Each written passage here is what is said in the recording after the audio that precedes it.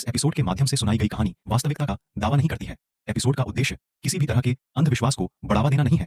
ये कहानी बस मनोरंजन के हेतु है। कहानी शुरू करने से पहले आप अपने अपने हेडफोन लगा लें। हेलो दोस्तों, ये इस कहानी का लास्ट पार्ट है। अगर आपने इस कहानी के पहले दोनों पार्ट नहीं सुने हैं तो आप मेरे चैनल पर जाकर वो पार्ट सुन सकते हैं। चलिए आगे की कहानी शुरू करते हैं। रात होते ही अवनी और नील अपने कमरे में सोने के लिए चले गए थे। नील दिन भर की थकान से सो चुका था, लेकिन अवनी अभी तक नहीं सोई थी। वो इसी चीज के इंतजार में थी कि कहीं आज भी अगर वो औरत उसे दिखे तो वो उस कुएं और कमरे का सच जान पाए। अवनी नील के साइड पर ही लेटी हुई थी। उसकी नजर हर समय खिड़की से बाहर ही थी। उस टूटी खिड़की से बाहर की रोशनी कमरे में आ रही थी। रात काफी हो चुकी थी। बाहर से गांव के जानवरों की आवाज अंदर कमरे में गूंज रही थी कि तभी अवनी को ऐसा लगा कि जैसे उस खिड़की के पास एक परछाई आकर खड़ी हुई। वो महसूस होते ही अवनी उस खिड़की की तरफ देखने लगी। अवनी को वो औरत उसी खिड़की के पास नजर आई। अवनी उसे देख थोड़ा डर चुकी थी। वो मनी मन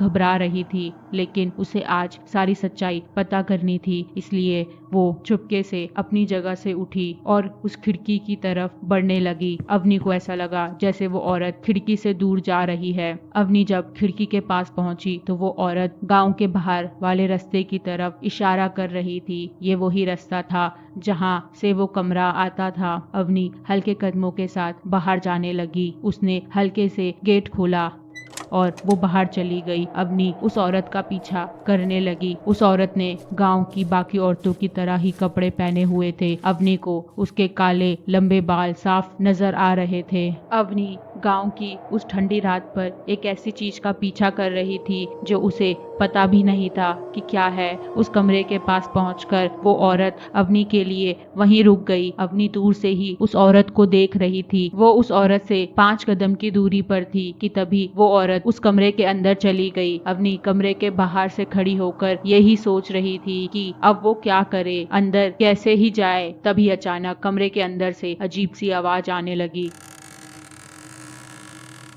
अवनी वो आवाज सुनकर एकदम पीछे हो गई। थोड़ी ही देर बाद वो दरवाजा अपने आप खुलने लगा।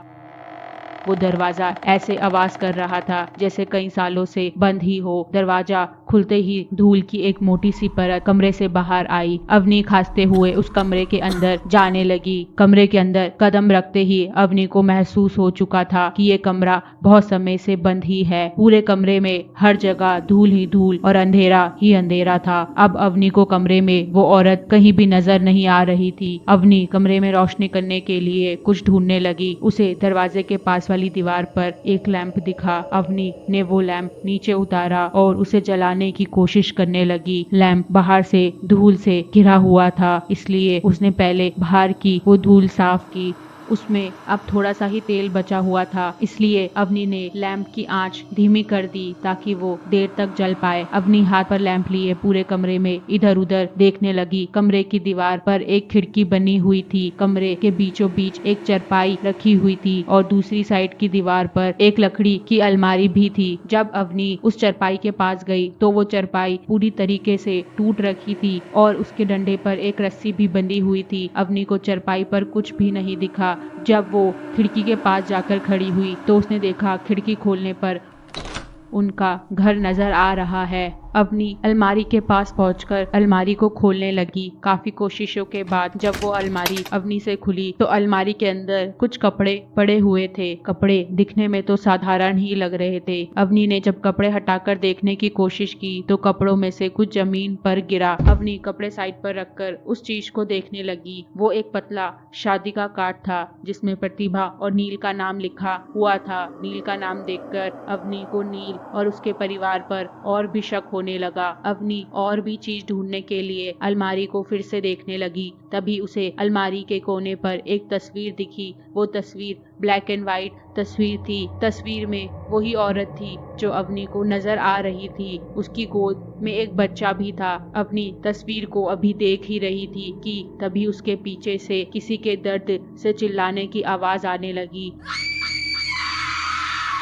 वो आवाज अवनी को अपने बहुत पास से आ रही थी। अवनी घबराते हुए पीछे मुड़ी। पीछे जो अवनी ने देखा उसे देख अवनी का डर दहशत में बदल चुका था। अवनी ने पीछे देखा कि वही औरत चरपाई से बंधी हुई है और उसके पूरे शरीर पर राख लगी है। वो बहुत तड़प रही है। अवनी अभी ये सोच ही रही थी कि ये सब क्या हो रहा है कि तभी उसे वो औरत फिर से गेट के पास नजर आई। अवनी को अब इतना तो समझ आ चुका था कि जो भी उसके साथ हो रहा है वो कोई साधारण नहीं, क्योंकि अवनी को एक ही औरत एक ही समय में दो जगह नजर आ रही थी। अवनी ने जब उस औरत को देखा तो वो औरत उस कमरे से बाहर जाने लगी। अवनी को इस बार सारी सच्चाई जाननी थी, इसलिए वो फिर से उस औरत का पीछा करने लगी। वो औरत इस बार भी उसे खेत के रास्ते से कहीं ले जाने लगी। उस औरत का पीछा करते करते अवनी आज भी उस कुएं के पास पहुंची। जब अवनी वहां पहुंची तो उसने देखा कि वहां दो बच्चे पहले से कुएं के पास खड़े हुए हैं। उसमें से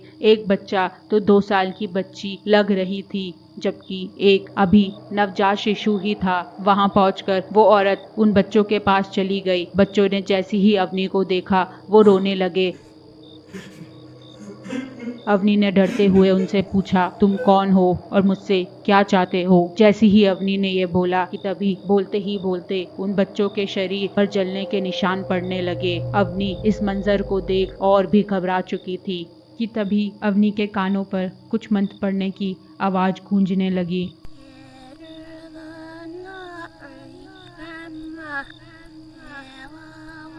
अवनी को ऐसा लग रहा था जैसे कई सारे लोग एक साथ कुछ मंत्र पढ़ रहे हैं। अवनी उस आवाज को देखने के लिए इधर उधर देखने लगी। अवनी को ऐसा लग रहा था जैसे वो आवाज कुएं के दूसरी साइड से आ रही है। वो हल्के हल्के कदमों के साथ कुएं के साइड से होती हुई दूसरी तरफ जाने लगी। अवनी को डर भी लग रहा था, जिस वजह से वो बार बार पीछे मुड़ के उन तीनों को भी देख रही थी कि कहीं वो उसके पीछे तो नहीं आ रहे। अवनी जब कुएं की दूसरी साइड गई तो उसने देखा कि वहाँ 3 लोग नीचे बैठे हुए हैं। उन्होंने अपने आगे आग जला रखी है और वहीं साइड में 2 बच्चे भी लेटे हुए हैं। अवनी ने जब ध्यान से देखा तो वो 3 जने नील और उसके माँ बाप थे। अवनी वो देख नील को आवाज लगाने लगी, लेकिन उसने उसकी बात का कुछ जवाब नहीं दिया। ऐसा लग रहा था जैसे मानो वो सुन ही ना रहा हो। अवनी को तब ध्यान आया कि नील और उसके माँ बाप तो घर पर सो रहे हैं। अवनी ने जब उन बच्चों का चेहरा देखा तो वो वही बच्चे थे जो उस औरत के साथ थे। अवनी को अब चीजें कुछ कुछ समझ आने लगी थी। वो वहीं खड़ी होकर सब चीज होते हुए देखने लगी। नील और उसका परिवार उन बच्चों के साथ कुछ तंत्र कर रहा था। थोड़ी देर बाद उन्होंने बच्चों के शरीर पर जलती हुई आग से राख लगा दी और जिसके बाद उन्होंने जलते हुए कोयले उनके शरीर के ऊपर रख दिए, जिस वजह से बच्चे दर्द से चिल्लाने लगे। बच्चों की आवाज में इतना दर्द था कि अवनी की आंखों से भी आंसू निकलने लगे। थोड़ी ही देर बाद उसके परिवार ने उन बच्चों को